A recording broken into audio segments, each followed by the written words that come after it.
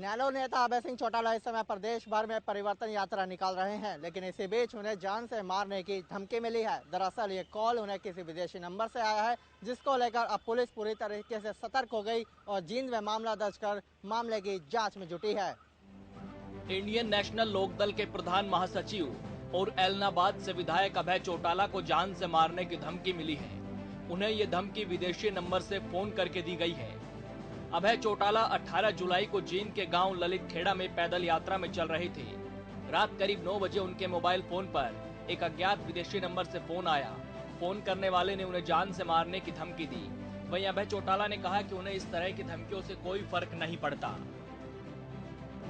ये सिर्फ इस यात्रा से कोई विचलित हो गया होगा, ज़्यादा परेशान हो गए होंगे कोई, उन्होंने कोई इस तरह की छोटी हरकत करी होगी। मुझे इन चीज़ों की कोई परवाह नहीं है, ना मैं इसकी तरफ कोई ध्यान दूँ।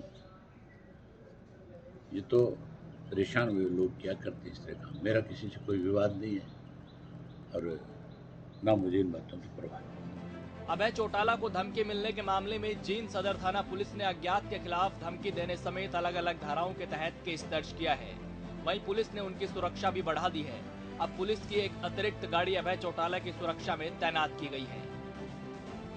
ये कॉल इनके बार कई बार आती रही, इन्होंने अटेंड नहीं किया और 17 को उनके पास ये रिकॉर्डिंग आई है जिसपे उन्होंने कंप्लेंट दी है। उसमें उन्होंने यही कहा है कि उनको जान से मारने की धमकी दी गई है कि वो अपनी बयानबाजी बंद करें और नहीं तो उनको जान से मार दिया जाएगा। इस तरह की कंप्लेंट है और उस पर हम जांच कर रहे हैं। जैसे ये नंबर आइडेंटिफाई हो जाएगा उसके लिए हमने दूसरी जो हमारी एजेंसीज हैं, इन्वेस्टिगेशन एजेंसीज हैं, उनके साथ भी कोऑर्डिनेशन किया है और उनके साथ कोऑर्डिनेशन करके इस पर हम काम कर रहे हैं। धमकी भरी कॉल के बाद अभय सिंह चौटाला का कहना है कि उन्हें इस तरीके की धमकियों से डर नहीं लगता। वह प्रदेश में परिवर्तन यात्रा निकाल रहे हैं, जिससे विरोधी बौखला गए हैं और ये उसी का नतीजा है कि उन्हें इस तरीके की धमकियां मिल रही हैं। लेकिन पुलिस इस मामले को गंभीरता से ले रही है और यही कारण है कि अभय सिंह चौटाला की सुरक्षा में इजाफा किया गया है। हरियाणा में बाढ़ और जल भराव से हुए नुकसान को लेकर मुख्यमंत्री मनोहर लाल ने जानकारी दी। उन्होंने बताया किसानों की फसल, पशुओं की मौत और घरों के हुए नुकसान को लेकर प्रदेश सरकार द्वारा उचित मुआवजा दिया जाएगा। हरियाणा में बाढ़ और भारी बारिश से मची तबाही से हुए नुकसान का आकलन अभी पूरी तरह से नहीं किया जा सका है। इसी बीच सीएम मनोहर लाल ने जानकारी देते हुए बताया कि प्रदेश के 12 जिले बाढ़ से प्रभावित हुए हैं। उन्होंने बताया कि बाढ़ से प्रदेश भर में 35 लोगों की जान गई है। सीएम ने बताया कि मृतकों के परिवार को 4 लाख रुपए मुआवजा देने के साथ ही अन्य नुकसान का आकलन भी किया जा रहा है। उन्होंने बताया कि बाढ़ बारिश की चपेट में आने से हरियाणा में 50 गाय भैंस और 50 भेड़ बकरी के साथ ही कई पशुओं की मौत हुई है। इसी तरह 125 मकानों को पानी की वजह से काफी नुकसान हुआ है। इसलिए सभी तरह के नुकसान के लिए मुआवजा देकर राहत देने का काम किया जाएगा।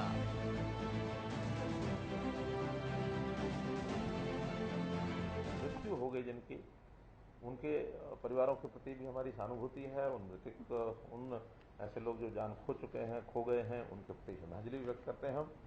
उनके लिए 4 लाख रुपया प्रति व्यक्ति ये मुआवजा हमने घोषित किया है और बहुत जल्दी वो मुआवजा जो है उनके परिवारों तक पहुंचा दिया जाएगा। खेती का भी बहुत नुकसान, जैसा पानी भरा है हमको मालूम है हुआ है। अब इसमें चूंकि खेती का विषय ऐसा होता है, इसका आकलन भी बहुत आसान नहीं होता, समय लगता है। और अभी चूंकि बिजाई का समय चल रहा है और बिजाई के समय में हमारे पास ये भी रिपोर्ट्स हैं कि ऐसे अवसर पर अगर बिजाई का समय होता तो उसके ऊपर दोबारा बिजाई भी हो जाती है। तो अगर 31 जुलाई तक दोबारा बिजाई होती है तो उसका अलग प्रकार से विचार किया जाएगा। और जिन फसलों की बिजाई नहीं होगी, जहां पानी उसके बाद भी उतर नहीं पाएगा, उनके लिए अलग से विचार किया जाएगा। लेकिन हमारे जो पहले से प्रावधान है मुआवजा देने के, वो सारे इस पर भी लागू होंगे, अर्थात 15,000 रुपये एकड़। क्योंकि इसमें इंश्योरेंस वगैरह के लोग इंश्योरेंस नहीं देते हैं जब तक, वो पक्की फसल के हिसाब से ही देते हैं और अभी इंश्योरेंस हुआ भी नहीं है, वो भी प्रोसेस में है। लेकिन हम वो 15,000 रुपया 100% का जो खराबा है उसके हिसाब से देंगे। उससे कम अगर कहीं क्षति है तो उसी हिसाब से जो रेट्स हमारे हैं, इसमें थोड़ा सहायता केंद्र भी करता है, लेकिन कुल मिलाकर के प्रदेश केंद्र का 15,000 रुपये की राशि है। 12 जिले हमने और बाढ़ प्रभावित घोषित किए हैं। वो 12 जिले हैं। 3 आंशिक रूप से, थोड़ा एरिया पंचकुला का भी एक आध बाढ़ में पानी आया है कुछ बस्तियों में कुरुक्षेत्र में आया है, कुछ बस्तियों में शाहबाद में आया है। तो से 6 म्यूनिसिपैलिटीज भी इससे प्रभावित हुई है। हम लोगों ने बचाव के कार्य के नाते से जो आंकड़े अभी तक हमारे पास आए हैं, इन सब गांव में तुरंत जिला एडमिनिस्ट्रेशन के लोग वो पहुंचे, जहां एसडीआरएफ की, एनडीआरएफ की आवश्यकता थी वो हमने भिजवाई। सेना के लोग वहां गए, स्थानीय जितनी शक्ति थी वो सब लगी ही है। हमारी पुलिस भी सामान्य जो पुलिस के काम होते हैं उसके अतिरिक्त बचाव कार्यों में, सेवा कार्यों में वो भी लगे। क्षति का अनुमान है, अभी तक आंकड़े निरंतर जुटाए जा रहे हैं, फिर भी मोटे रूप से 35 लोगों की अभी जानकारी, जो पुख्ता जानकारी मिली है कि जिनकी मृत्यु हो गई, जो इस स्थिति में अपनी जान गंवा बैठे। ऐसे ही घायलों की संख्या पूरी एकदम एग्जैक्ट नहीं है, लेकिन फिर भी कुछ लोग घायल हैं, कुछ हॉस्पिटलाइज्ड हैं। आंकड़ा मिला है 125 मकान गिर गए हैं, एक प्रकार से पूर्ण रूप से क्षतिग्रस्त हुए हैं। 615 मकानों को आंशिक नुकसान ये पहुंचा है। इस प्रकार से यह आंकड़ा है।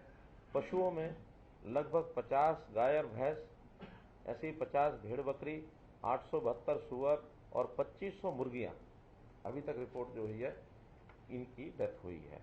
सड़कों की मरम्मत के लिए वो अपने लेवल पर 10 लाख से 1 करोड़ रुपए तक का कोई भी काम है उसको करा सकेंगे, और 1 करोड़ से ऊपर के सब काम इंजीनियरिंग वर्क्स पोर्टल जो बनाया गया है उसके ऊपर लोड करेंगे, और वहाँ भी स्पेशल एक टेंडर निकाल करके 7 दिन के अंदर अंदर ऐसे सब कामों को कराने का प्रयत्न किया जाएगा।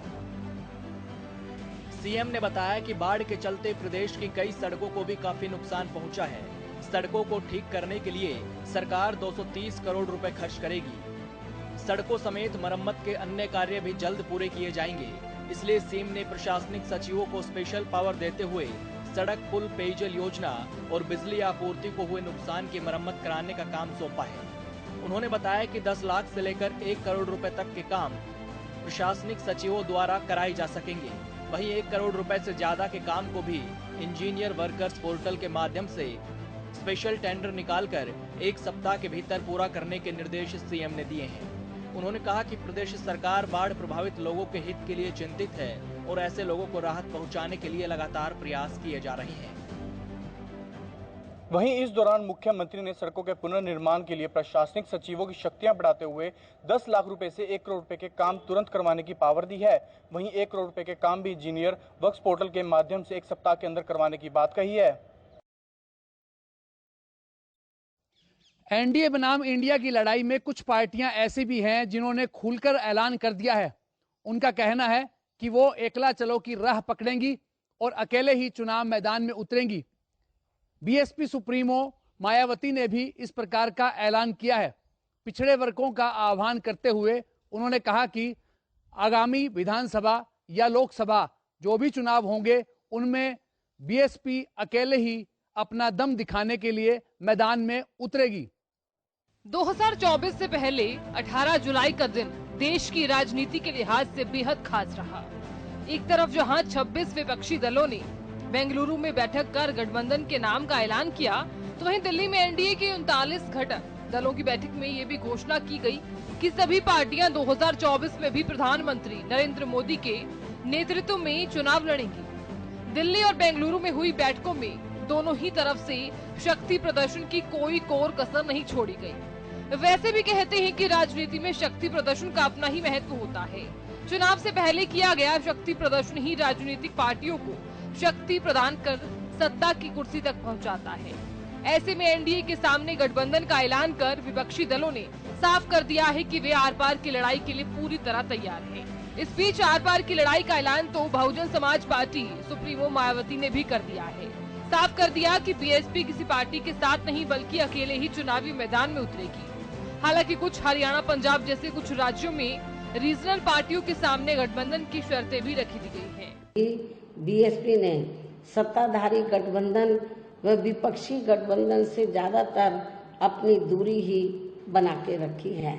ऐसी स्थिति में अब इन वर्गों के लोगों को, यानी कि कमजोर वर्गों के लोगों को आपसी भाईचारे के आधार पर वे अपना अकेले ही मजबूत गठबंधन बना के या हर मामले में अपनी एकमात्र हितैषी रही पार्टी बीएसपी को ही मजबूती देनी है तथा जिससे फिर यहाँ कोई भी गठबंधन केंद्र व राज्यों के बीच सत्ता में पूरी मजबूती के साथ आसीन न हो सके तथा इसके स्थान पर फिर इनकी मजबूत नहीं बल्कि मजबूर सरकार ही बनेगी।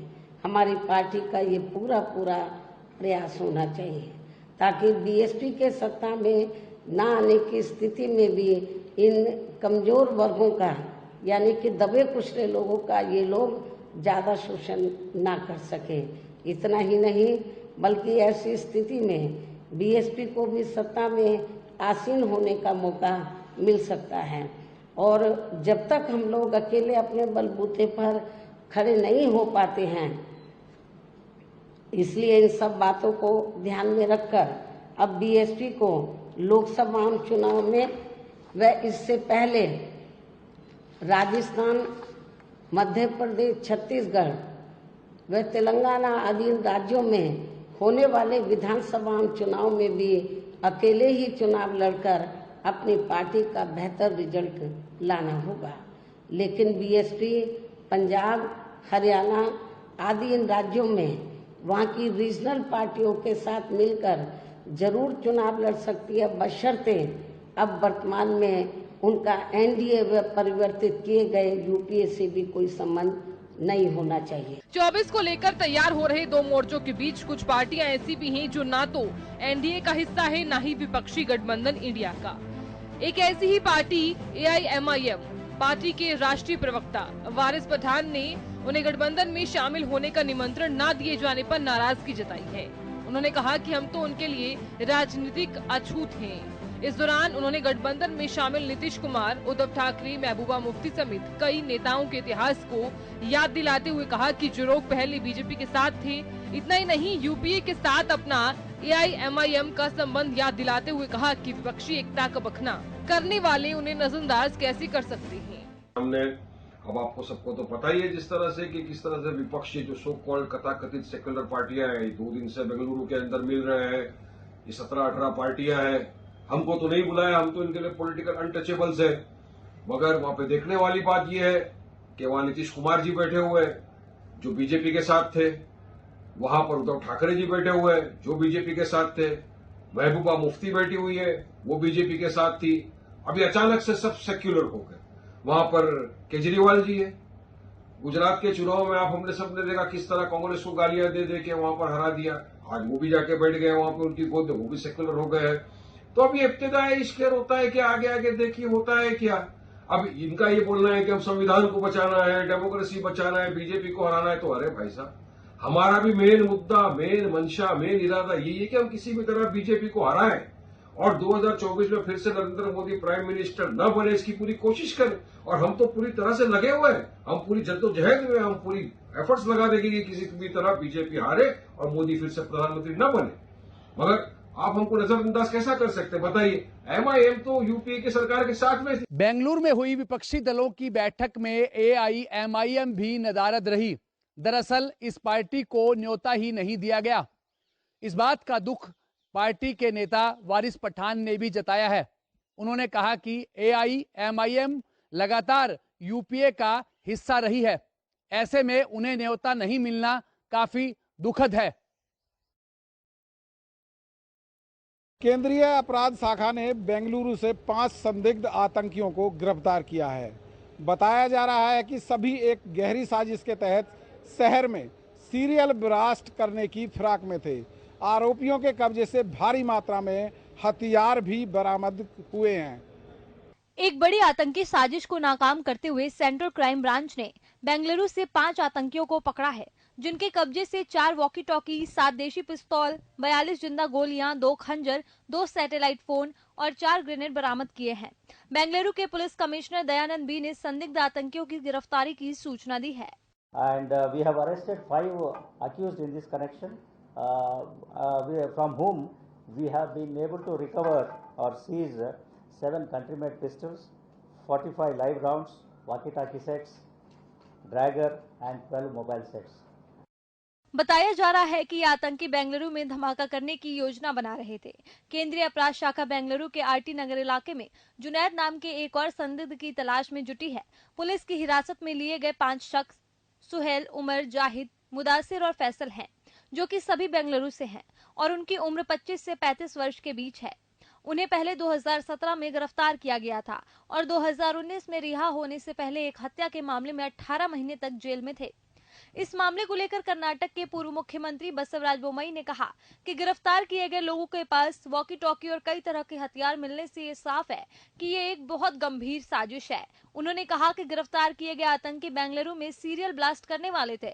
उन्होंने कहा कि इनके पीछे विदेशी आतंकी समूहों का हाथ है, इसलिए इस मामले को NIA को सौंप देना चाहिए ताकि बेंगलुरु की शांति को भंग करने की साजिश का पर्दाफाश हो सके। There is a very big conspiracy behind the people who have been arrested.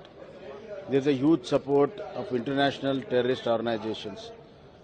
The way the walkie-talkies and explosives have been found, it is a very, very dangerous trend. And it is very clear that they wanted to do a serial bomb explosions in the city like Bangalore. CCP has done a good job, but however, it is not enough. This has got a very deep conspiracy. You have to go behind that. I think this is a fit case to be handed over to NIA. बता दें कि बीते दिन इसी बेंगलुरु में 26 विपक्षी पार्टियों के नेता बैठक कर रहे थे। वहीं कर्नाटक के पूर्व मुख्यमंत्री बसवराज बोम्मई ने इन आतंकियों के पीछे विदेशी साजिश होने की बात कहते हुए इस मामले की जांच NIA को सौंपने की मांग की है। उज्जैन में पुलिस प्रशासन की टीम ढोल नगाड़े के साथ टंकी चौराहे पर पहुंची और महाकाल की सवारी के दौरान छत से थूकने वाले आरोपियों के घर पर पीला पंजा चलाया गया। पुलिस प्रशासन के इस एक्शन में देखते ही देखते सभी आरोपियों के घर जमींदोज हो गए। उज्जैन में महाकाल सवारी के दौरान छत से थूकने वाले बालिग आरोपी के खिलाफ प्रशासन का एक्शन देखने को मिला। नगर निगम और पुलिस का अमला आरोपी के घर ढोल और डीजे लेकर पहुंचा और उसके आशियाने पर बुलडोजर चला दिया। कार्रवाई के दौरान एडिशनल SP आकाश भुरिया सहित 3 थानों का बल मौके पर मौजूद रहा। दरअसल ये मामला सोमवार का है, जब भगवान महाकाल की सवारी के दौरान टंकी चौक मार्ग स्थित बिल्डिंग से 3 लड़कों ने थूका और कुल्ला कर पानी फेंका था। इस घटना का एक वीडियो भी सामने आया था। वीडियो के आधार पर कार्रवाई करते हुए पुलिस ने एक बालिग समेत 3 लड़कों को गिरफ्तार किया था। आरोपी को सेंट्रल जेल भैरवगढ़ भेजा जा चुका है। वहीं 2 नाबालिग आरोपियों को बाल संप्रेक्षण गृह भेजा गया है। बता दें कि सोमवार को बाबा महाकाल की सवारी टंकी चौराहे पर पहुंचने वाली थी। वीडियो में दिख रहा है कि सड़क के दोनों ओर छत पर कुछ लड़के खड़े हैं। एक मकान की गैलरी में खड़े 3 लड़कों में से एक बोतल लेकर मुंह में पानी भरते हुए दिखाई दे रहा है। इसी के पास वाले मकान की छत पर 3 लड़के भी खड़े हैं। इनमें से एक लड़का नीचे की ओर थूकता नजर आ रहा है। इस वीडियो के आधार पर ही पुलिस ने आरोपियों के खिलाफ कार्रवाई की है। इस मामले में पुलिस पहले ही एक आरोपी को गिरफ्तार कर चुकी है, जबकि अन्य 2 नाबालिग आरोपियों को बाल सुधार गृह भेजा जा चुका है। वहीं सरकार द्वारा चलाए गए इस बुलडोजर एक्शन ने ये तो साफ कर दिया है कि जो भी व्यक्ति सांप्रदायिक माहौल बिगाड़ने की कोशिश करेगा उसे बख्शा नहीं जाएगा। सोशल मीडिया पर एक वीडियो वायरल हो रहा है। दरअसल ये जो वीडियो है वो एक दंपत्ति का वीडियो है और जिसकी पिटाई कर रही है एक भीड़। दरअसल भीड़ जो पिटाई कर रही है इन दंपत्ति की, इन पर आरोप लगा है इनके घर में जो 10 साल की बच्ची काम करती थी, वो दंपत्ति जो है वो उस बच्ची को टॉर्चर करते थे। और जो महिला आप देख पा रहे हैं, ये महिला एक पायलट है। दिल्ली में भीड़ द्वारा एक महिला पायलट और उसके पति की पिटाई करने का मामला सामने आया है। बताया जा रहा है कि उन्होंने अपने घर पर एक 10 साल की लड़की को काम पर रखा हुआ था। उस बच्ची को लगातार टॉर्चर किया जा रहा था। वीडियो की शुरुआत में भीड़ कपल से बहस करती हुई दिखती है। इस बीच महिला पायलट हाथ जोड़कर माफी मांगती है, लेकिन कुछ देर बाद भीड़ महिला पायलट को बाहर खींच लेती है। और थप्पड़ मारने लगती है। महिला का पति उसे बचाने की कोशिश करता है, लेकिन भीड़ उसे भी पीटती हुई दिखाई दे रही है।